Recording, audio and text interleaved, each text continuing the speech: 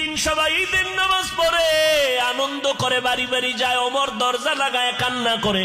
আবু হুরায়রা রাদিয়াল্লাহু আনহু বলেন, ভাই ওমর খলিফাতুল মুসলিমিন, আপনি ঈদের দিন আনন্দ বাদ দিয়ে কেন কান্না করেন?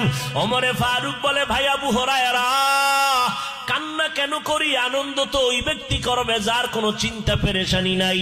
আবু হুরায়রা রাদিয়াল্লাহু আনহু বলেন, আপনার কিসের পেরেশানি? কয়, একটা মাস রোজা গেল, কবুল হলো কিনা চিন্তা, তারাবি পড়লাম কবুল হলো কিনা চিন্তা, তেলাওয়াত করলাম কবুল হলো কিনা পেরেশানি, জাহান্নাম থেকে নাজাত পেলাম কিনা চিন্তা। আবু হুরায়রা বলেন, খলিফাতুল মুসলিমিন, আল্লাহ তো আপনাদের 10 জনকে জান্নাতের টিকিট দান করেছেন, আবার এত চিন্তা কেন? ওমর ফারুক কান্না করে বলে, ভাই, যেই আল্লাহ জান্নাতের টিকিট দান করেছেন, ওই আল্লাহ যদি আমার কোনো কাজে বেজার হয়, ওই টিকিট আবার ক্যান্সেল হয়ে যেতে পারে।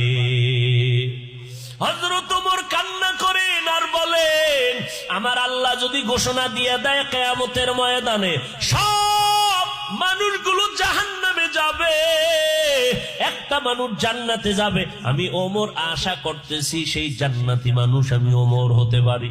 পক্ষান্তরে আমার আল্লাহ যদি রাগ করে ঘোষণা দিয়ে দেয় সব মানুষগুলো জান্নাতে যাবে, আজকে একজন মানুষ জাহান্নামে যাবে, আমি ওমর বড় ভয় পাই সেই জাহান্নামী আসামি আমি হয়ে যাই নাকি।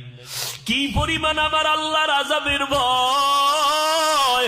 জান্নাতের টিকিট পাইয়াও যদি তারা এত কাঁদেন, আপনার আমার কি পরিমাণ কান্না দরকার!